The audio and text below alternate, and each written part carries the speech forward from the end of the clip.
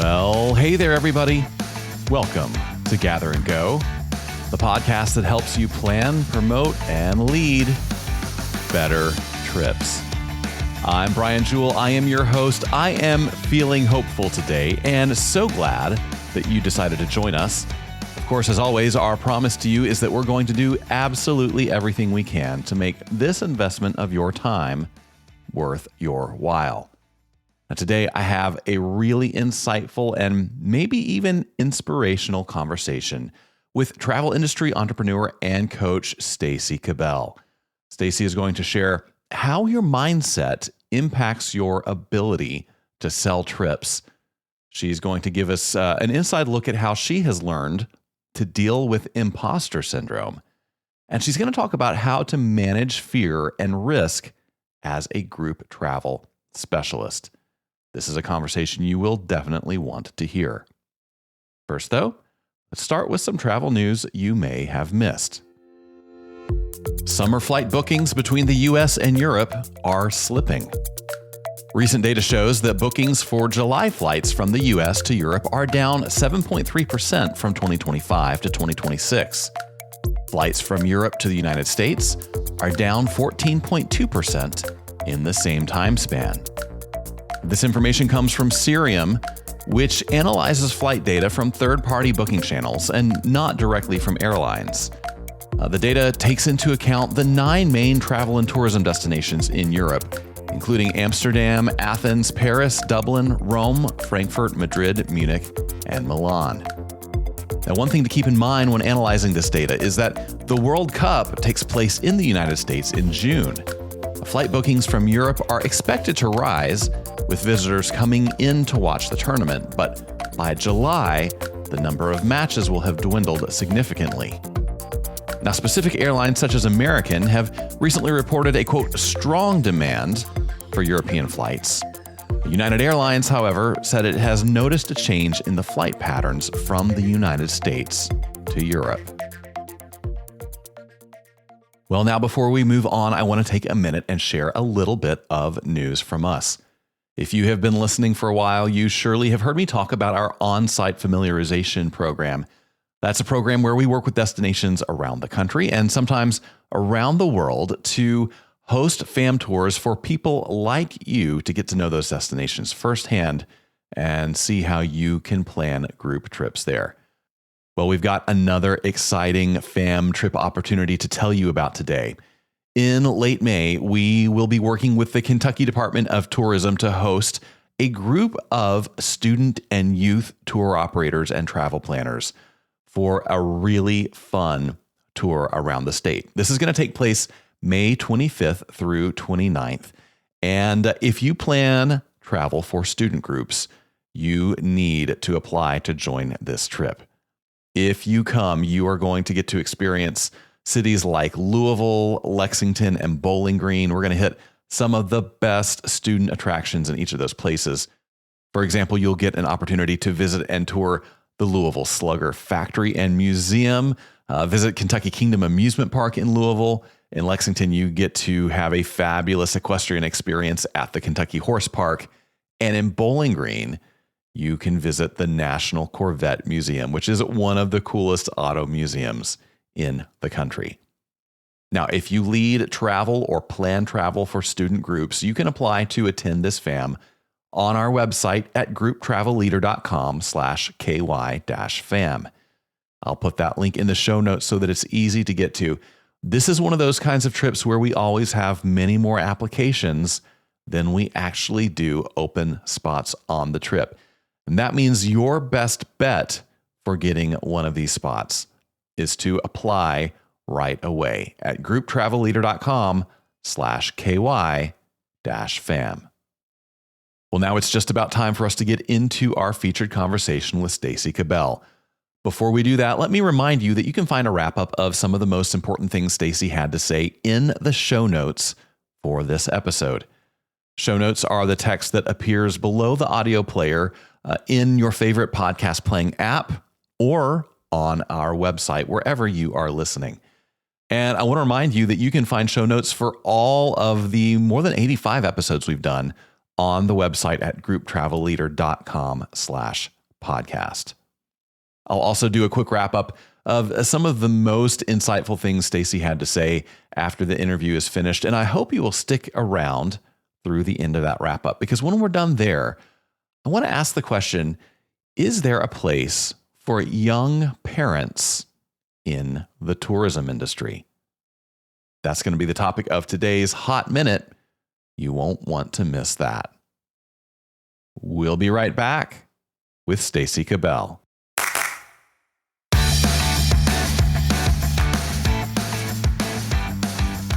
All right, everybody. My guest today is a travel industry veteran and educator who believes growth begins the moment you step outside your comfort zone. A high school dropout turned award-winning agency owner and mentor, she built and scaled a successful travel business for over a decade and now focuses on helping travel professionals think bigger, lead with intention, and grow with confidence. Stacey Cabell, welcome to the podcast. Thank you so much for having me. What an intro that was. Wow. Thank you. I know. Sometimes you don't realize how impressive your own life has been until someone reads it back to you. That was just what I needed for today. So thank you very much. Excellent. Well, that about wraps it up for Gather and Go. Thanks for being with us. How easy was that? This was the easiest podcast I've ever done. Exactly. No, I do want to talk about that intro, though, because you have come a long way from a decision you made maybe in your teens that maybe you would rethink now. Tell us about that journey from, high school didn't work out the way you would hope to you built and scaled and sold a very successful travel agency. I will try to do that as quickly as possible because that story, as you can imagine, being 51 years old is about, so long. Sure. So when I was younger, I had struggled a lot with mental health and I had struggled with a lot of social anxiety. And when I was by the time I was 17, I had dropped out of high school.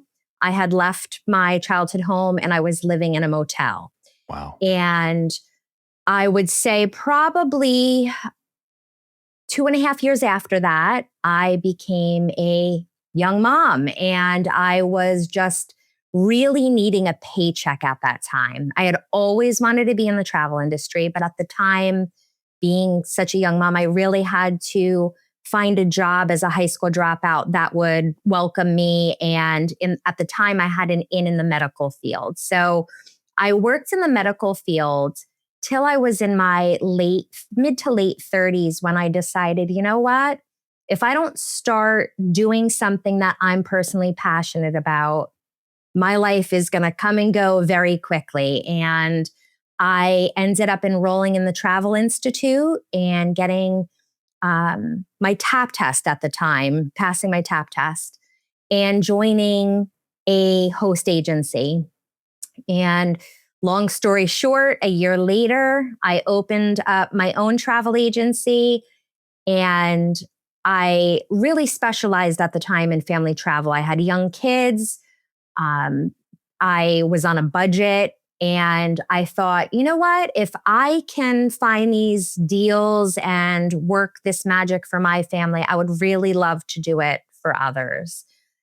Quickly after that, I realized after bringing on a few agents that my passion was actually helping others. And I really think that stems from my background, figuring out that some of the things that I had to overcome in my life, if I could do it, I could definitely help other people. So that is a very condensed version of how I went from high school dropout to opening up an agency. Yeah, no, that's an incredible story. There's a couple things, little threads I'd love to pull on. You said you did like a year-long training program or something. Tell us how valuable that was for you to go, completely a different direction from medicine to being able to get in travel. What was the value of that training for you? Oh, it was really unbelievable.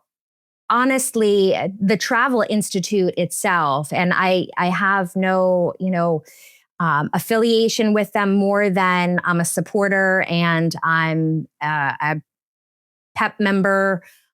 They have had my back for 14 years. And just to have that education it provides some comfort, right? And it's exciting, but at the same time, it can be very overwhelming.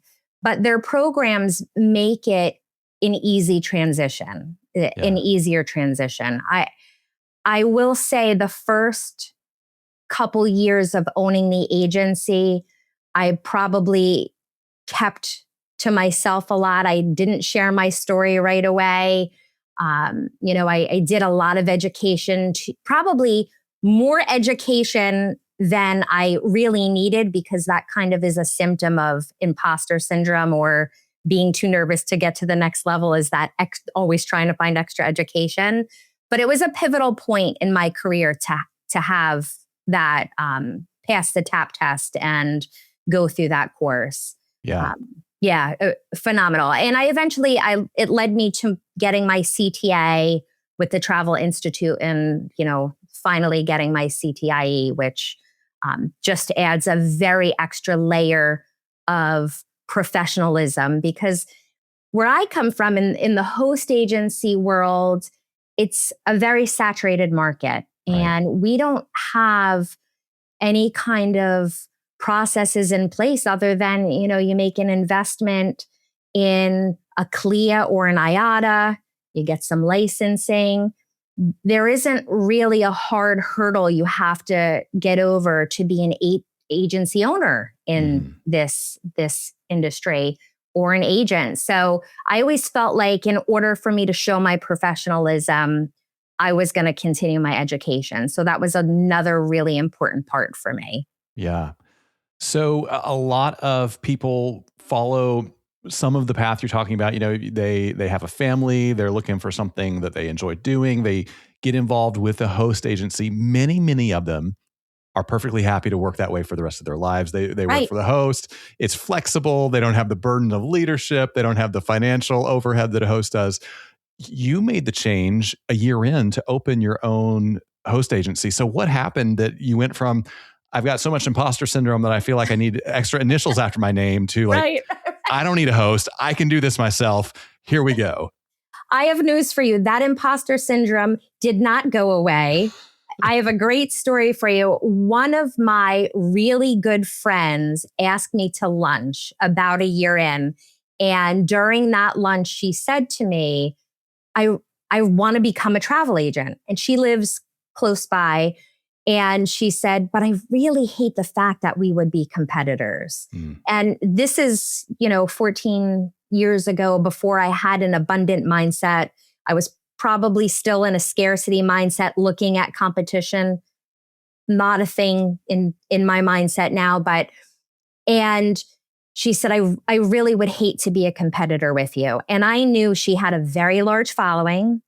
I knew she was going to kick it out of the water, and she was going to be amazing. So I came home from that lunch and I said to my husband, I think that I need to open up an agency, or else this friend of mine is going to be a competitor. Again, a scarcity mindset. For once, it worked for me, because it forced me to open up an agency. And that's really all it took me, right? And for a long time, I did, like I said, keep a lot of my story to myself, because that, being a high school dropout and becoming a business owner, all I kept thinking was, one person's going to find that out, the shoe's going to drop, and all of the credibility that I've been working on building is going to be out the window. So, yeah. Wow. I just needed that lunch. Well, let's dig into some of this mindset stuff, because I know you're super passionate about it. You have told me before, you think a lot of travel professionals suffer from imposter syndrome. I'd love for you to help us dig into that. Why do you think that is, especially in our industry?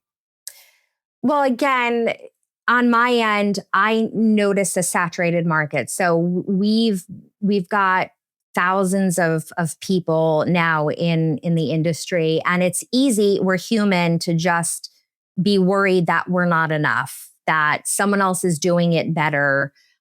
So that right away, puts an added pressure on us. But My own personal experience that I've gone through is that a lot of the people in the industry tend to be women. Mhm. And again, just my experience through the agency that I owned. And a lot of them are coming from either another career, another industry.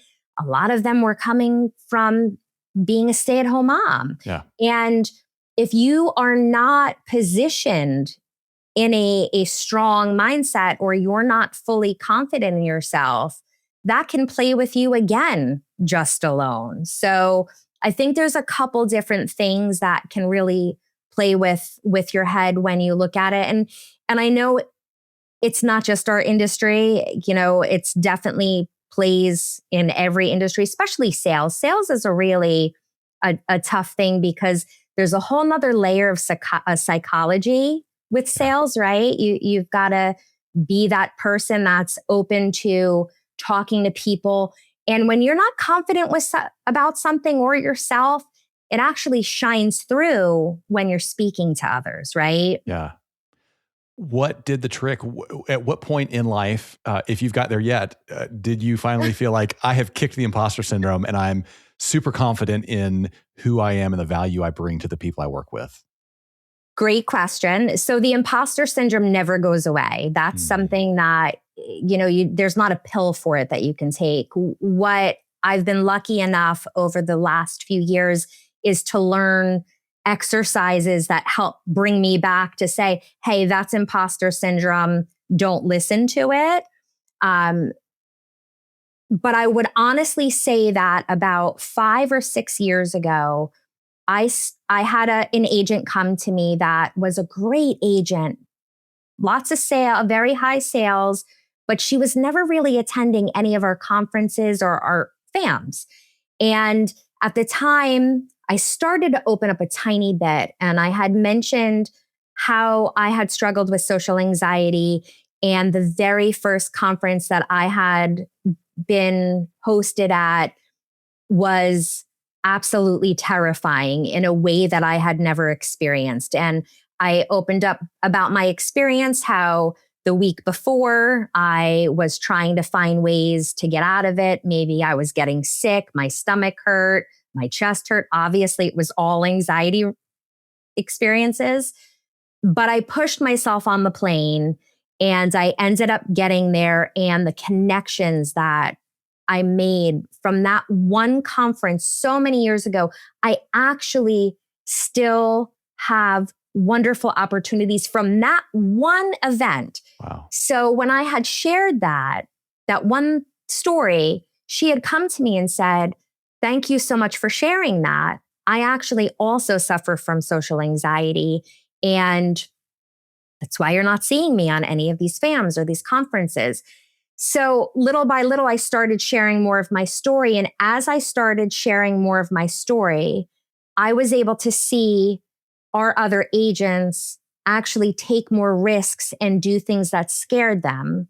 And by watching that process and seeing that it was okay for me to open up about my story and that my story actually helped a few of them, that allowed me to realize that I needed to embrace my past. And it didn't eliminate imposter syndrome by any means, like I said, because that's not something we ever, get rid of. But it really did help me sit with my story and say, you know what?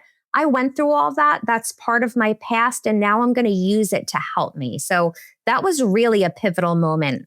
There's another layer to that. I think for anybody who is doing group travel, I know that became something that was an important part of your agency's, revenue streams.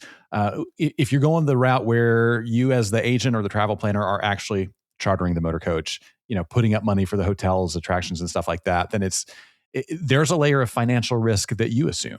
Not just, well, I might have an unhappy customer, but I might lose $5,000, $10,000 on this deal if I put it out there and then it doesn't go. So how do you help people disentangle, a lack of confidence from genuine financial, risk calculation?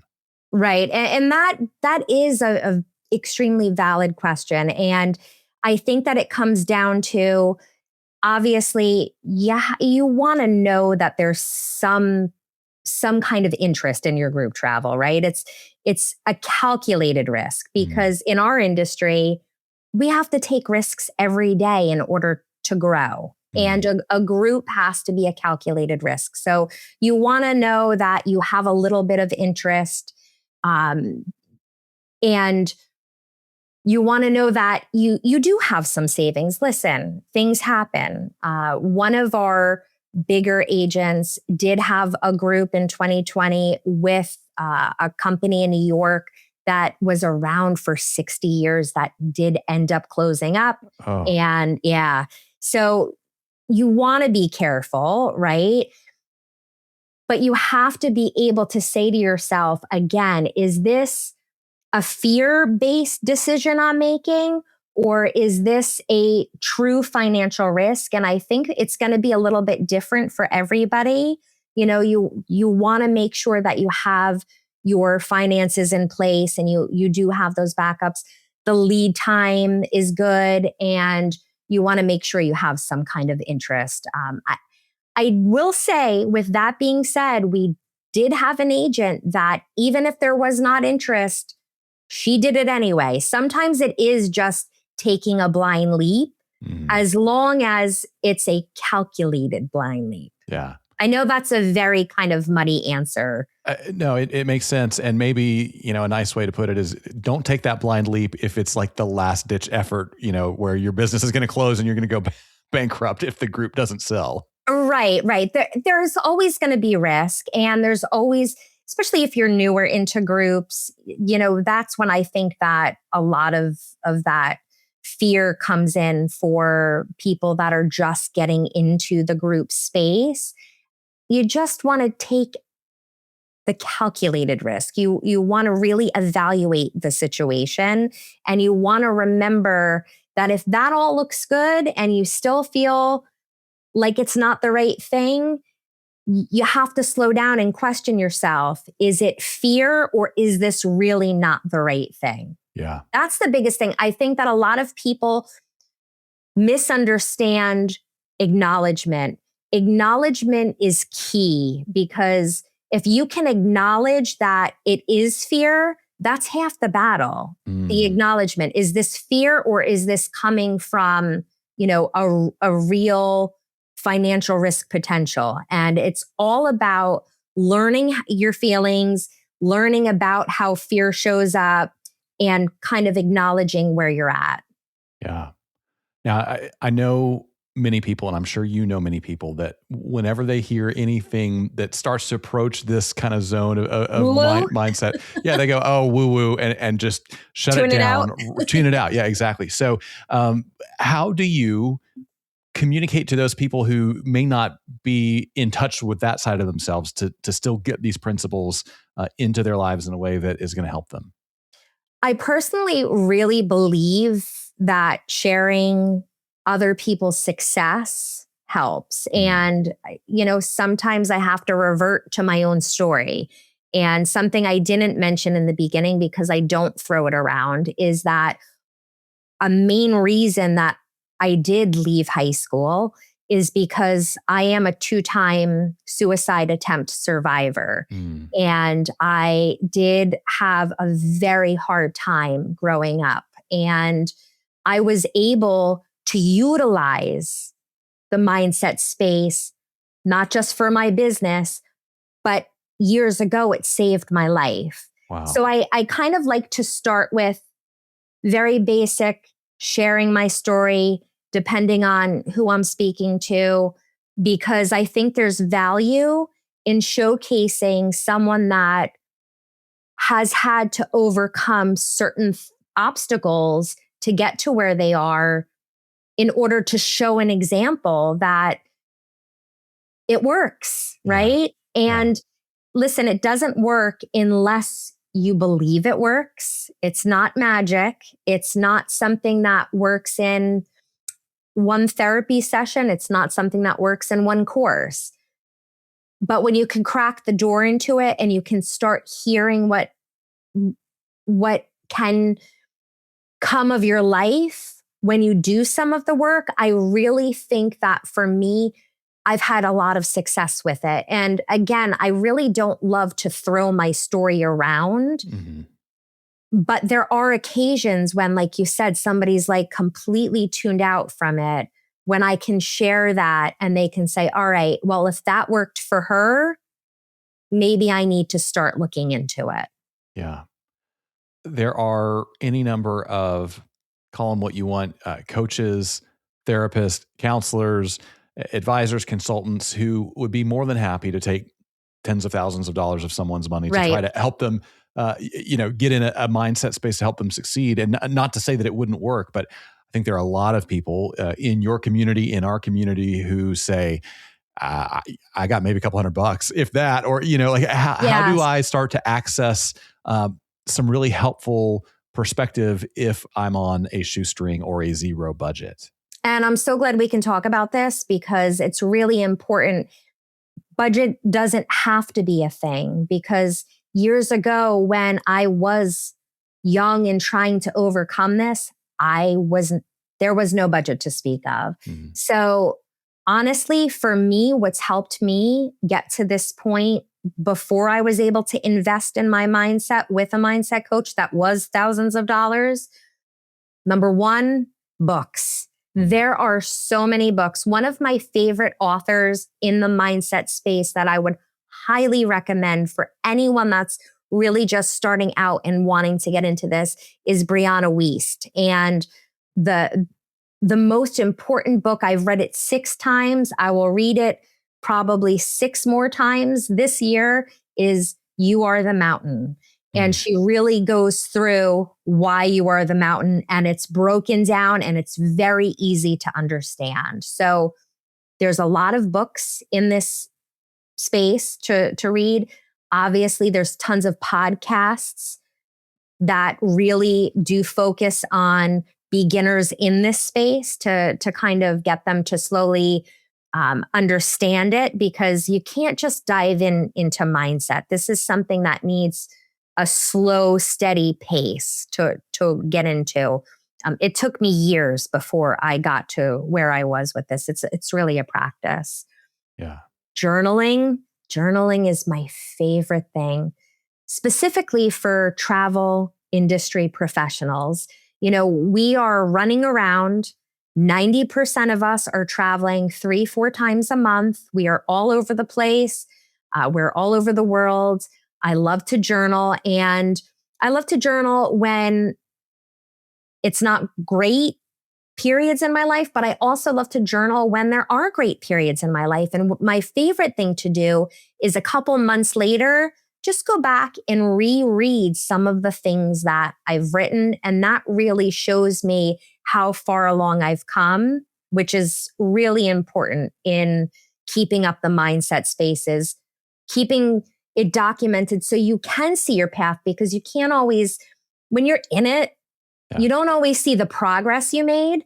But if you document it and you can go back, you can have that reminder of, oh, that's right. I started here and now I'm here. And that really helps with mindset so much. Yeah. And meditation, meditation's a little bit heavy for newbies in this space, but again, it's a practice. If you can start doing some meditation work, even if it's like 5 minutes a day before you start your day and 5 minutes a day at the end of the day, the calmness really, really helps. And I always say we have the best industry. There's no in between. It's either really amazing, or if it's really awful at the time, it's really awful. So meditation is really wonderful. Yeah, great tips there. Tell our audience the different ways that they can find you and the different avenues you have to work with them and help them. Oh, thank you so much. So one of the things I threw myself into was a course that I created that I had been thinking about for years and years and years. I had my business coach probably 8 years ago begging me to make this course, and I was not ready mindset-wise, because I didn't want to be an industry disruptor. I didn't think that there was a place for it. I was afraid people would judge me. Obviously, changed my mindset, and Yeah. here I am. So what I actually relate my course to is when you have a race and you are in a, what is that? A relay race? Is that what that is? Where you're working with other people? Yes. Yeah. Maybe like from field day in school so long Yeah. ago. I like to think of this course as when you have a race and you're lucky enough to be the second, third, or fourth person that goes, and you're not the first person. You get to watch that first person. You get to watch that first person, what goes wrong, what goes right. And you get to implement that in your strategy. So when it's your turn, you're succeeding even further. So my course is helping you with all of the things that I actually did wrong, which a lot of these courses are telling you the things they did right. And I feel like there's so much value with the things that went wrong and being able to shine a light on that. So the course really introduces you to the foundation of mindset in the travel industry space. So what I'm hearing again from all of the people going through it is that they're just getting that permission to be who they want to be in their business. But I'm also happy to say that a lot of the cohorts from the first cohort that we had, they were able to actually, it's only been a couple weeks, maybe a month since our last one, start selling new destinations that they were afraid to add to their list because they were able to change their mindset. A lot of the members were able to start showing up marketing on social media because, believe it or not, a lot of people in the travel industry don't love being on social media. I get that a lot, specifically, again, from women that they do not want to put themselves out there. But in today's day and age, social media is a huge benefit to your business. Huge. You know, you've got almost free marketing and all of this audience to talk to. So being able to be okay with yourself and feel comfortable and putting yourself, or maybe vulnerable, that's what I would say, being vulnerable and kind of growing your personal brand. Not everybody's capable of having the mental capacity to do that. So I've been lucky enough to create this program, which is called the Intentional Travel CEO. It's an 8-week program. It's an hour, pretty much 45 minutes to an hour of pre-recorded videos once a week. We meet every 2 weeks to discuss what the the 2 lessons were. And everyone also gets a free 1-hour one-on-one with me as well. We have a great group, a group page where we discuss, anything that we're also learning in the modules at the time. And I'm also starting to do one-on-one consulting work as well. Yeah. So where can people find all this and sign up? StaceyCabell.com. So as long as you can remember my name, you can go right to StaceyCabell.com. What I'd love to also mention is that if you are looking to, read more of the books, I also have a book club, free online book club, Stacey Cabell's book club on Facebook, where we read some of these books and then we discuss them at the end of our reading. Once a week, I go in, I talk about the weekly aha moments, and a lot of the books that we have read all have cliff notes and everything stored in there. So that's a great resource for people too as well. Yeah. Well, we will link to all those resources in the show notes. Thank you. Before I let you go, we have some questions we ask everyone, and they're just for fun. So no pressure. Yay. Okay. I like fun questions. Yeah. Yeah. When you book travel, are you going to book a window seat or an aisle seat? All right. So that is hysterical because I was literally just booking air for somebody yesterday. They said, should I get a window or an aisle? And I said, well, how many times during a flight do you use the ladies' room? So for me, I always get an aisle seat. That way I don't have to bother anybody. to get up. Yeah, that's my approach as well, for sure. So what's something in your carry-on that you wouldn't travel without? My journal. Mm, Yep, my journal. I like to journal listen, my journal is literally right here, and I didn't plan on it being here. It's right yeah. here. I don't really go too far without my journal because it's very important to me to write down when the opportunity presents itself.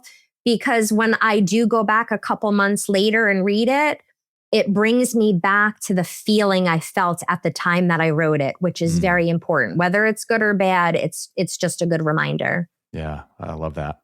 All right, next question.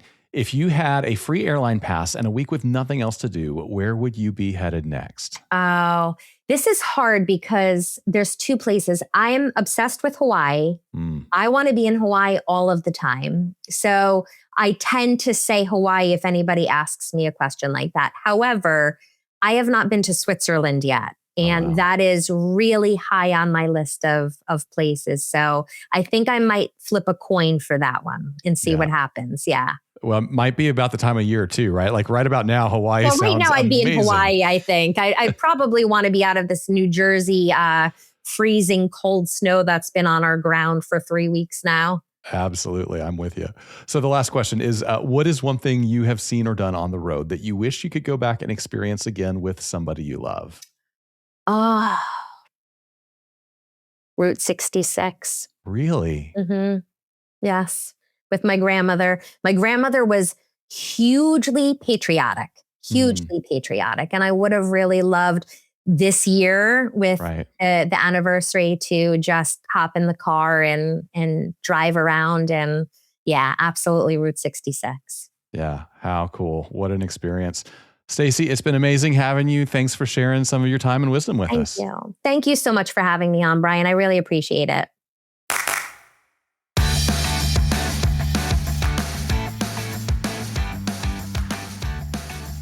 Well, I sure hope you enjoyed that conversation with Stacey Cabell as much as I did. If you did enjoy it, I have good news for you. There is more where that came from. Stacey and I talked and ended up with more material than I could use here on the podcast. But you can hear the entire uncut interview and see us, if that's the kind of thing you're into, over on our YouTube channel. Just go to YouTube and search for Gather and Go, or I'll also drop a link in the show notes. If you come check out the interview on YouTube, you will hear me and Stacey discussing things like signs that mental resistance is having an impact on your travel business. You're going to hear her thoughts on positive attitudes that every travel seller should pursue. And she's going to share from personal experience what you can expect when you exit your travel business. Really good information there, especially for anyone who is thinking about what the next phase of life might look like after a career in travel. Now, I want to take a minute and recap a few of the most important things Stacey had to say, just to make sure you don't miss them. Now, when we were talking about why your psychology and mindset can impact your sales, Stacey said, sales is a really tough thing because there's a whole other layer of psychology with sales. You've got to be that person that's open to talking to people. And when you're not confident about something or yourself, it actually shines through when you're speaking to others. I think Stacey is exactly right here. You know, there are some jobs that you can do quietly. There are some jobs that you can do keeping to yourself. There are some jobs you can do that you don't have to interact with people very much, but sales is not one of them. And let me tell you, if you are in the business of leading trips, if you are in the business of signing people up for trips, well, you're in sales, whether you realize it or not. And so if you don't have your mindset right, your customers can absolutely sense it. If you're not confident in your product, if you're not confident in the experience you're going to offer, if you're not confident in yourself as a travel seller or a travel leader, it's not going to inspire confidence in your potential customers, and they are much less likely to buy from you. Now, when I asked Stacey about how she deals with imposter syndrome, she said, the imposter syndrome never goes away. There's not a pill that you can take for it. She said, I've been lucky enough over the last few years to learn exercises that help bring me back to say, hey, that's imposter syndrome. Don't listen to it. I can't tell you how glad I am to hear Stacey say those things. Imposter syndrome is something that not a lot of people talk about, but that almost everybody experiences when they get into really anything new.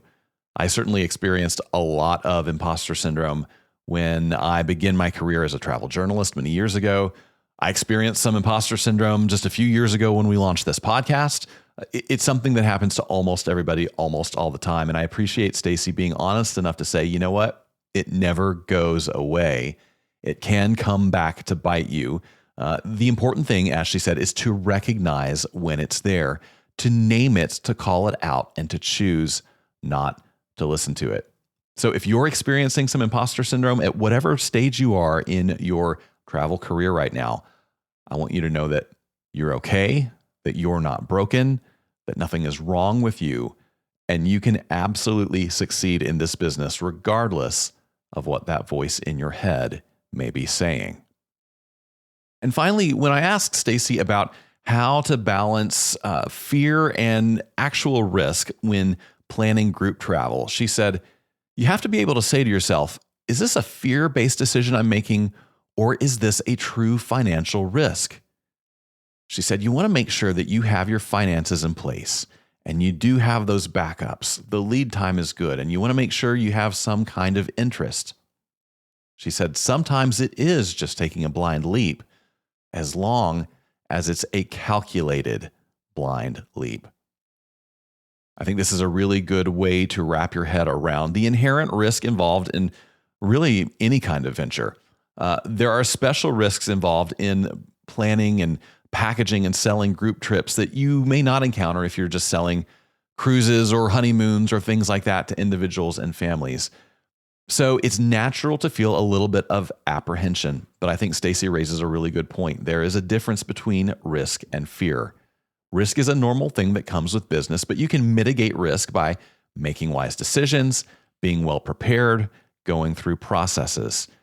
And if you've done all of those things and all of the answers give you positive indicators, then it could be that whatever apprehension you're feeling is not risk, but it is fear. And fear could be holding you back from something really extraordinary. Great insights there from Stacey Cabell. Well, one of the things that Stacey mentioned during that conversation was about how travel attracts a lot of moms or people who have been moms. Maybe their kids are grown, they're empty nesters. And I thought that was a really interesting observation. And then over the weekend, I happened to be traveling to attend a tourism conference and had a conversation with a young friend there who is considering becoming a dad. He and his wife are thinking they're ready to take that step. And he was asking me about the experience of being a parent in the tourism industry and all that that entails. And, you know, those two conversations kind of back to back got me thinking about how realistic it is to expect travel professionals to be good parents, or whether it even makes sense for parents to pursue jobs in travel. And that is going to be the topic of today's Hot Minute. Yeah, that's right. The Hot Minute is the portion of the show where I take 60 seconds to give you my unfiltered thoughts about an issue that impacts travel every day. And today we're asking the question, is it possible to succeed as a travel pro and a parent? So let's put 60 seconds on the clock and get into it. I have been a dad for nearly 12 years now, and I love my kids more than anything. I know firsthand how hard it is to be away from your kids when work calls you to travel, but I also know it can be done because I have seen it done well by many great traveling parents before me. From them, I learned to shave a day or two off my trips whenever I can. And when I'm home, I learned to go to great lengths to be as present as possible. And there are a lot of benefits. I've been able to introduce my kids to people and places and cultures they never would have encountered otherwise. So if you're weighing the possibilities of being a traveling parent or know someone who is, take heart. Yes, things will be difficult. Parenting always is. But you've got what it takes, and your tourism family will be behind you, cheering you on. Well, that's the Hot Minute. That's the way I see things anyway. Of course, as always, you are welcome to disagree with me, and we can still be friends. And hey, whether you agree or disagree, we would love to hear from you. You can send your thoughts, questions, or your tricks for getting toddlers to bed to podcast@grouptravelleader.com. I read every email that comes into that address. I really do love hearing from you. And hey, you never know. Your ideas might just be the topic of the next Hot Minute. And while you're in the mood to give us some feedback, would you do me a big favor? Would you go to your favorite podcast playing app? And if you haven't already subscribed to the show, then do it there. And while you're there, if you could give us a rating and leave us a review, that would be so helpful. And I am so thankful to everyone who has done that so far. My thanks as well to Stacey Cabell for joining me today. On the next episode, I'm going to bring you a conversation with Danielle Tehema of the American Indigenous Tourism Association. We're going to talk about how you can plan authentic and meaningful experiences to discover America's native heritage. That's going to be a great one. You won't want to miss it. Until then, though, remember this. At the end of the day, we're all on this trip together, so let's make it a good one. See you next time on Gather and Go. Gather and Go is hosted and executive produced by me, Brian Schul. Our publisher is Mac Lacey. Our creative team includes Danya Simmons, Ashley Ricks, and Rachel Crick. Our sales team is Talisa Reck and Ashley DeLucia. To advertise on the podcast, call Talisa at 859-253-0455. Gather and Go is a production of the Group Travel Leader.